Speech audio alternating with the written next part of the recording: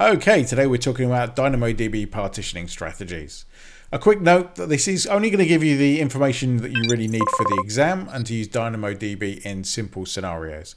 For more complex single table scenarios, whole books have been written on how to use DynamoDB effectively, and we're not going to go into that level of depth. What we will give you is the right amount of information to pass your AWS exam and to use DynamoDB in more simple scenarios effectively.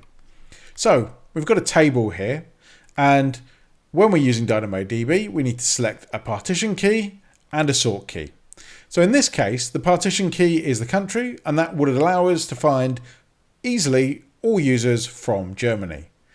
The problem with that is that the way DynamoDB allocates resources is that from each partition key, the resources are essentially shared. So that means if you say have a lot of users from Germany, you can end up with what's called hot partition.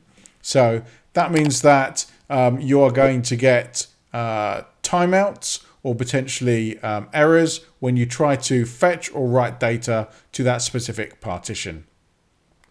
We can add what's called a GSI, a global secondary index, to allow us to do lookups on other values. In the example here, we've got zip code. So if we want to find everyone from 32480, we can use that GSI to find those rows. What we might want to do to try and avoid the hot partition issue is to select what's called a high cardinality partition key. Put more simply, that just means we want to find the key that has the least number of items in it. So there are going to be a lot less people called Alan Kane than there are going to be people from the country of Canada.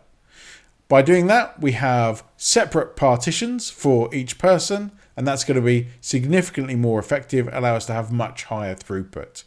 In reality, you're probably not going to want to use the person's name as the partition key, but for the purposes of the exam and to help you understand how DynamoDB works, I think this is a good example.